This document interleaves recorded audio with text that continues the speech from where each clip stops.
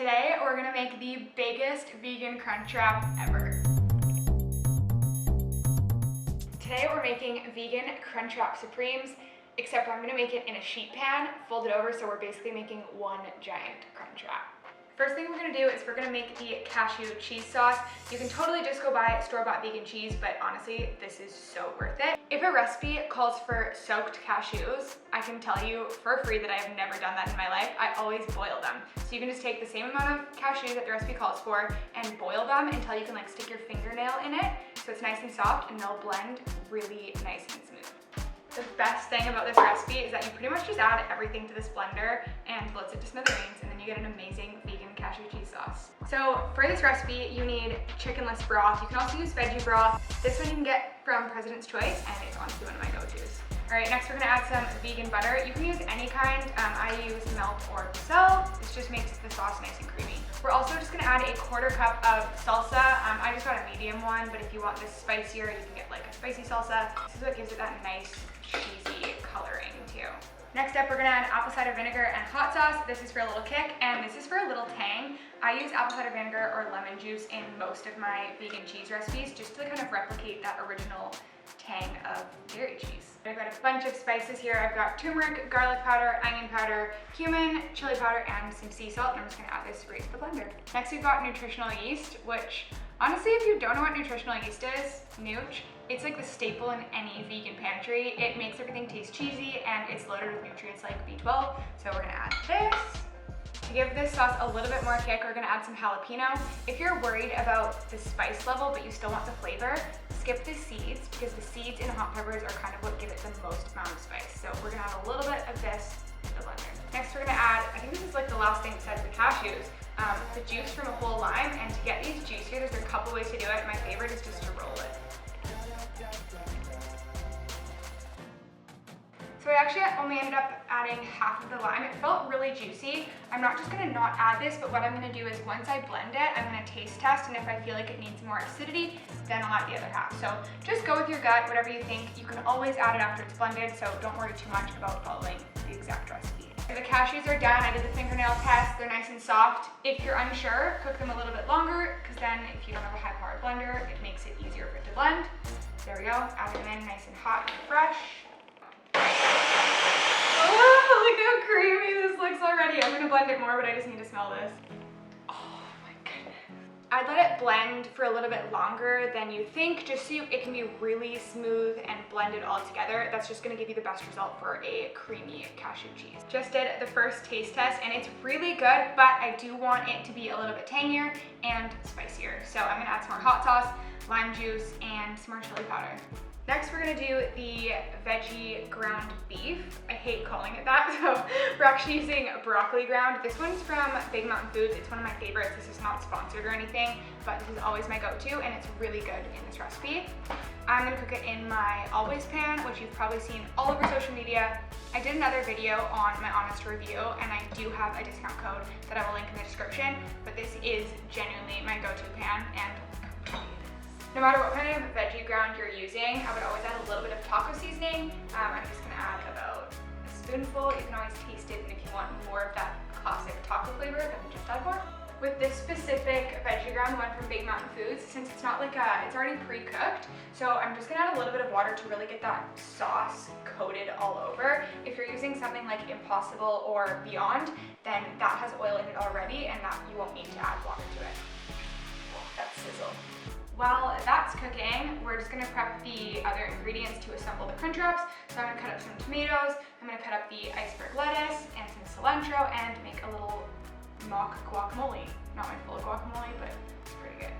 Okay, I actually got this avocado for free at the grocery store because the lady dropped it, so I have no idea if it's gonna look nice when I cut this open, but let's just pretend it's the most perfect avocado you've ever seen.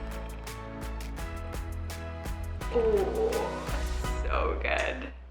Cooking tip, I just put it on the cutting board, take a sharp knife, just put it in the thing, twist, easy. Okay, I don't know about you guys, but I personally love refried beans, but if you're getting refried beans for this recipe, you need to make sure that there's no lard in it. Lard is like animal fat, so this one is vegetarian, vegan, and it's good to go. So I'm just gonna put this in a bowl, stir it up, because I'm gonna spread that all over the base of our tortillas. This is the fun part. I'm gonna put a little bit of oil on the pan, and I'm gonna just spread it out. I've got this fun little thing, so that the tortillas get nice and crispy on the bottom.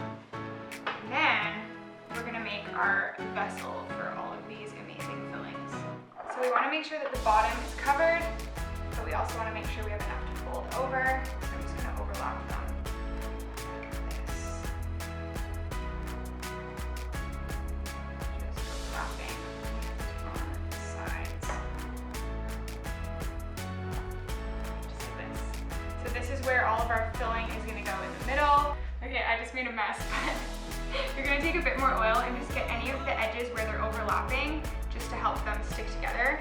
You can also use a bit of water here to soften it, but I'm just gonna go with a bit of oil. So this is where we get a bit scientific. I'm gonna think about the layers in terms of the base of the pan and do the lightest layers on top. If you're not a fan of refried beans, you can use black beans here. And I would just start with the veggie ground and black beans on the bottom. If you are like me, then this is gonna be the best base layer. Now we're ready to add the veggie ground. If you really wanted to trick someone or making this for someone that's not vegan, I'd highly recommend giving Beyond Meat or Impossible Meat a try. It's so good and so realistic. This is just like a healthier Getting Zero option. Now for the vegan cheese sauce. I don't think I'm gonna need all of this. I also want some leftover because it's so good. So I'm just gonna try and spread it as evenly as I can.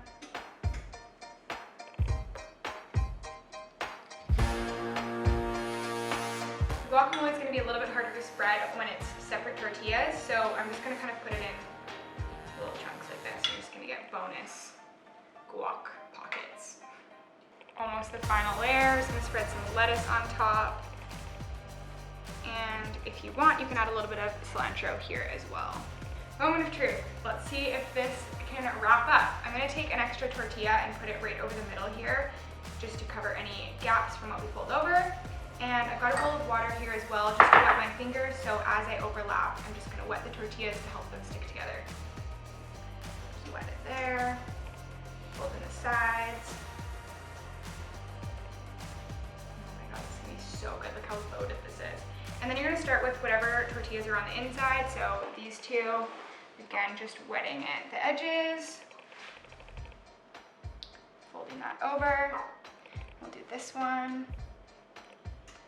Folding that over. Oh. Last piece. This is looking so good.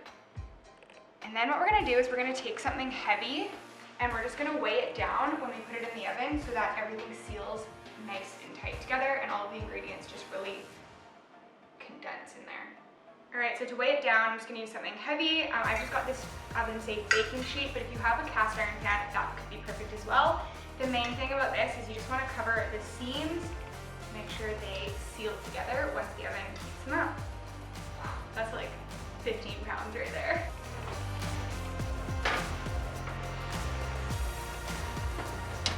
Bye-bye.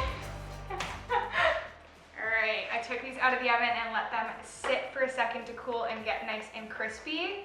Look at this massive Crunchwrap, and it's vegan. Does it get any better than this?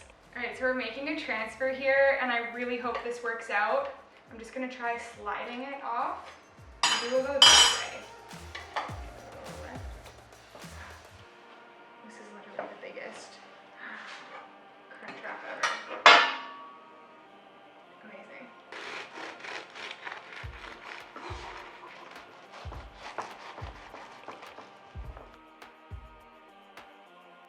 Wow, this is incredible. This Crunchwrap it's hefty. It weighs a lot. It's loaded with goodness. My mouth is watering. Let's give this a taste.